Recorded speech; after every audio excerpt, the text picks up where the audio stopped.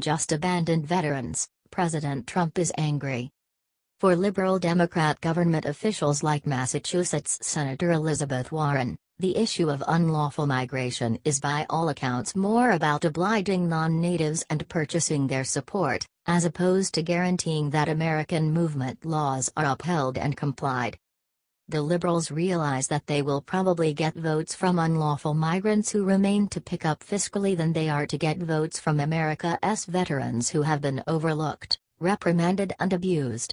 The Obama organization was particularly intense on veterans, as they slice veterans' advantages, keeping in mind the end goal to give more guide to the unlawful migrants. Congressperson Warren's disposition towards veterans and her relationship with illegals has fashioned the rage of two military legends, Dennis Moskela and John McDonnell, who censured her for disregarding the predicament of veterans. From Conservative Tribune. It seems to be the fact that she is more interested in creating political theater than she is in helping Americans, said McDonnell, who serves as the spokesman for the group Veterans Assisting Veterans, which is based out of Warren's home state. He was referring to the way in which the senator had all the time in the world to deliver tired speeches or participate in inane marches, yet was either unable or unwilling to lift a finger on behalf of American veterans. There's hundreds of veterans dying every day, chimed in Moskela, the group's president. Why do not we address those problems first, and then we'll worry about other people coming into our country. Watch the video of the Dennis Moskela and John McDonnell's remarks. A week ago the two men had upbraided Warren and other Democrat legislators in an open letter for their absence of concern. Veterans Assisting Veterans is outraged at the selfish, blatant ignorance of the politicians that have chosen illegal immigrants over U.S. veterans, they wrote. We ask that the American public join our cause and our passion for helping bring attention to this issue. The Washington Free Beacon announced that Warren Representative Lacey Rose reacted to the letter by pitching a disingenuous rant about President Donald Trump's alleged attacks on immigrants. While Warren realized the utmost importance of aiding veterans, Rose said, but he also knows that standing up for our veterans and rejecting President Trump's unlawful, immoral, and irresponsible attacks on immigrants are not mutually exclusive issues. In the event that Warren and alternate Democrats trust that helping veterans is absolutely critical, then why is it generally the keep-going thing on their schedule behind bolster minority rights, illicit outsider rights, and ladies' walks, at the same time impacting Trump? They never appear to get to that keep-going thing on the rundown. What do you think about this? Do not hesitate and write your thoughts in the comments section below. Thank you for reading. HT Conservative Tribune.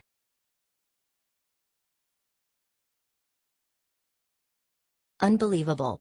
George Soros funded spying to stop President Trump. No matter what you want to believe, where they heading next. Exactly when you thought the Hillary, Obama, and George Soros, HOGS, funding corporation could go no more remote left than it as of now has, up pops yet one more of the 190-plus subsidized groups that spot the scene of unusual Antifa legislative issues like brutality, uproars, and beating old women and puppies.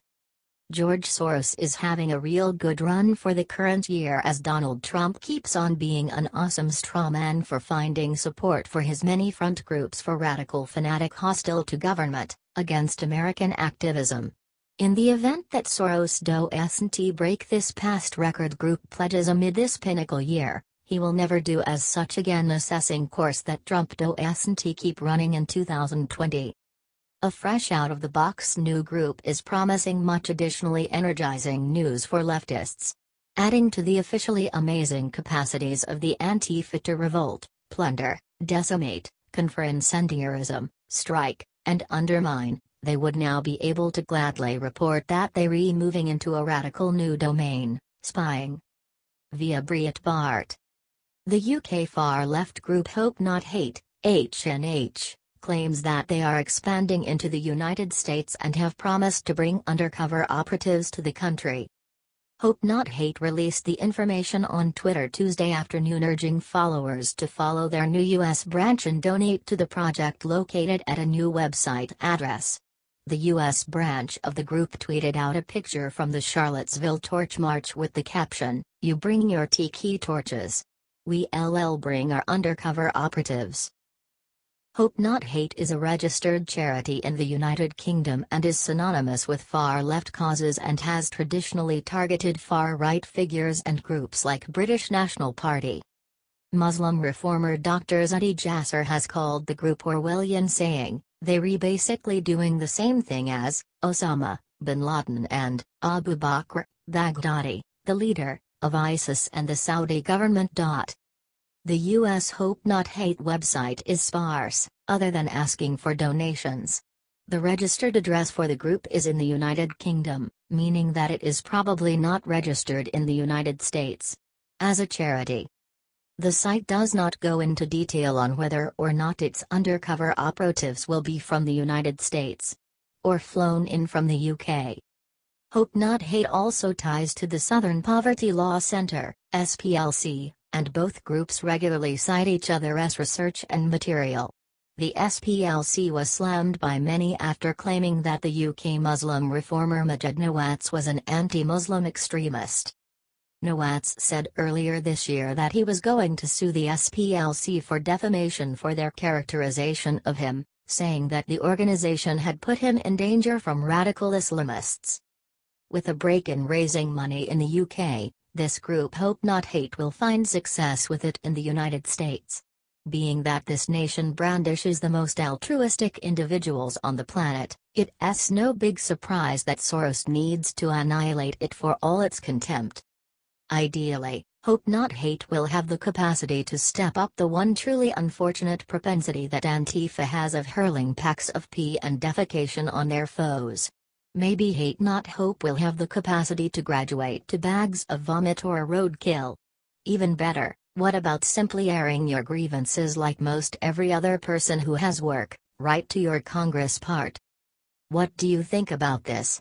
Do not hesitate and write your thoughts in the comment section below. Thank you for reading. H.T. Breitbart.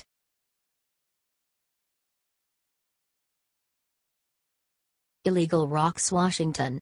One in Obama's spire Inc. quite recently found escaping scene of wrongdoing too.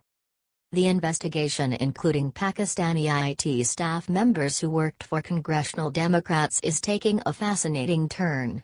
Review that this group is blamed for obtaining and releasing private and maybe classified data, all while on the finance of these agents. It's been an investigation covered in a riddle, maybe to some extent in light of the affectability of the records included. It additionally may be quieted in view of the reality of the charges and the potential harm that a full disclosure of the circumstance may do to those Democrat representatives. However, the story won't leave, and it just took another turn when we discovered that one of those IT staff members under scrutiny just fled to Pakistan. The staffers are accused of stealing equipment and possible breaches of the House IT network, according to Politico, which first reported on the investigation in February. A spokeswoman for the Capitol Police refused comment last week in what she described as an ongoing investigation. And now, at least one of the staffers, Hina Alvi, has fled to Pakistan, according to the Daily Caller. While leaving the nation while under scrutiny is not evidence of criminal acts, it is, obviously, exceptionally suspicious. Also, it throws question over the blamelessness of those in this group who stay in the U.S. Alvi, 33, who was based in Virginia, worked for Representative Gregory Meeks, D. Queens, since 2008, making $126,225 last year, according to public records. Her husband, Imran Awan, 37, also worked for Meeks in the past. In addition to his wife, Awan put forward his brothers Jamal, 23 and David, 33, to work in IT operations on Capitol Hill. He also recommended Rao Abbas, 37. The group worked for 25 members of Congress at different times since 2004, public records show. This is an extremely comfortable group, would it say it isn't? Every one of whom was paid to a great degree well and accessed House reports, some of which may have been characterized. The entire thing makes you ask why House Democrats picked these individuals for delicate work, and whether they needed to experience any security audit before landing their positions. It would seem that this gathering worked for 25 Democratic congressmen and congresswomen since 2004. On the off chance that things being what they are, they have, truth be told, been occupied with criminal exercises, then the following inquiry is: when did that begin? Just as of late, or 13 years prior? Not exclusively ought to the IT staff members be under scrutiny, yet the individuals who contracted them have a great deal of disclosing to do themselves. What do you think about this? Do not hesitate and write your thoughts in the comment section below. Thank you for reading. HT New York Post.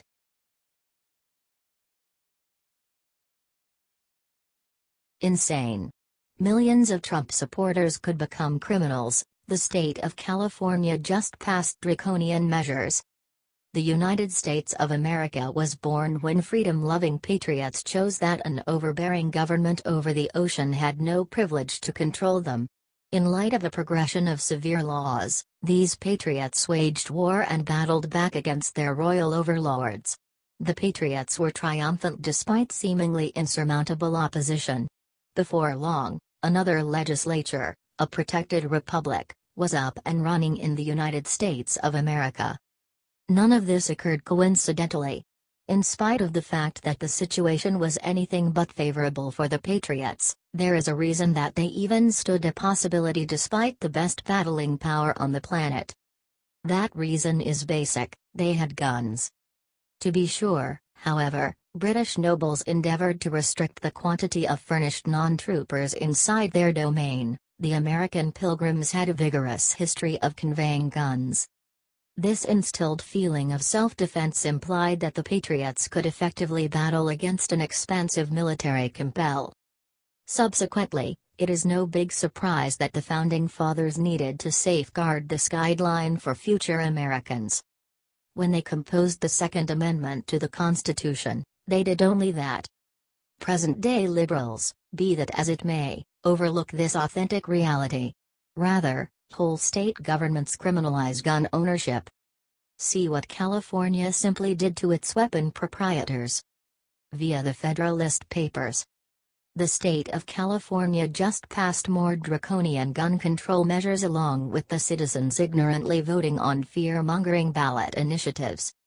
Beginning July 1, any gun owner who owns magazines that can hold over 10 rounds should give them up. They either have to destroy them, give them to the police, give them to gun shops, or sell them out of state. So far, no one seems to comply, and the sheriffs are saying they are not planning on looking for gun owners and checking their magazines. These new controls come as an inseparable unit with other new laws, which make it fundamentally more troublesome for Californians to purchase guns and ammo. Laws like these have no place in the United States of America. For a nation that was established by individuals who could guard themselves, these laws are a huge takeoff from history. Liberals neglect to appreciate the significance of a furnished masses in a sacred republic. Without methods for subjects to guard themselves, there is nothing to prevent a degenerate government from annihilating the republic. This, the truth, is the reason each tyrant in history begins by incapacitating the general population. The old mantra expresses that an equipped people is a free masses, and history demonstrates that that is a standout amongst the most exact articulations to ever exist. On a less disastrous level, these laws are likewise absurdly shallow. Californians must not understand the long-haul repercussions of having well-behaved nationals surrender their firearms while all the while having no chance at all to know whether hoodlums are doing likewise. Lawbreakers clearly won't take after this law. They are hoodlums, all things considered. This means fewer individuals will have the capacity to safeguard themselves against ordinary dangers, and more individuals will kick the bucket. Basically, Liberal firearm approaches imperil great individuals by making them powerless against both neighborhood lawbreakers and loathsome government strengths. What do you think about this? Do not hesitate and write your thoughts in the comment section below. Thank you for reading. HT Patriot Journal, The Federalist Papers.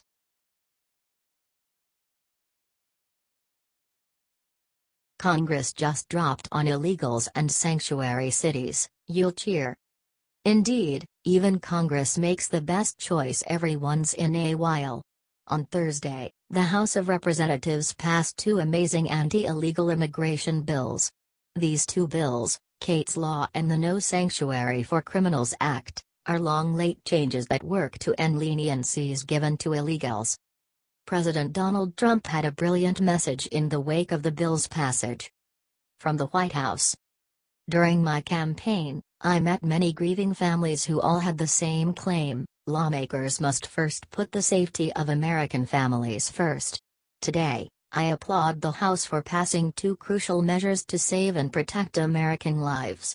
These were the bills I campaigned on and that are vital to our public safety and national security. The first bill, Kate's Law, increases criminal penalties for illegal immigrants who repeatedly re-enter the country illegally. The bill is named for Kate Steinle, who was killed by an illegal immigrant who was deported 5 times. Every year, countless Americans are victimized, assaulted, and killed by illegal immigrants who have been deported several times. It's time for these tragedies to end. The second bill, the No Sanctuary for Criminals Act, restricts taxpayer grant money to cities that prevent their police from turning over dangerous criminal aliens to federal authorities. Sanctuary cities are releasing violent criminals, including members of the bloodthirsty MS-13 gang, back to our streets every single day. Innocent Americans have suffered unthinkable violence as a result of these cities' reckless actions. The House bill also includes what is known as Grant's Law and Sarah's Law. These provisions, which prevent the release of dangerous criminals waiting for removal proceedings, are named for 2 slain Americans whose parents I spent time with during the campaign. Now that House has acted, I urge the Senate to take these bills, pass them, and send them to my desk. I am calling on all lawmakers to vote for these bills and to save American lives. The president saved no words. He said precisely what should have been stated, despite the fact that these bills are incredible strides forward for the America First plan. Regardless, we have a considerable measure of ground to cover until the point that we can by and by turn into a country of laws.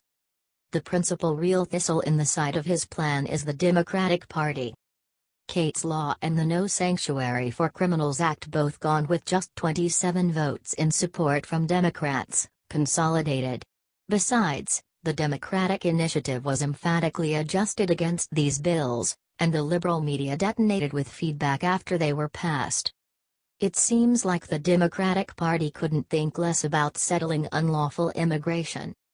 Maybe they don't consider it to be an issue.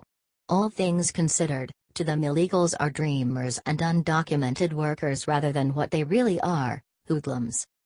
It is grievous, however, it is valid. Unlawful foreigners are crooks, as they infringed upon the law so as to go to the United States. There is nothing outstanding about this.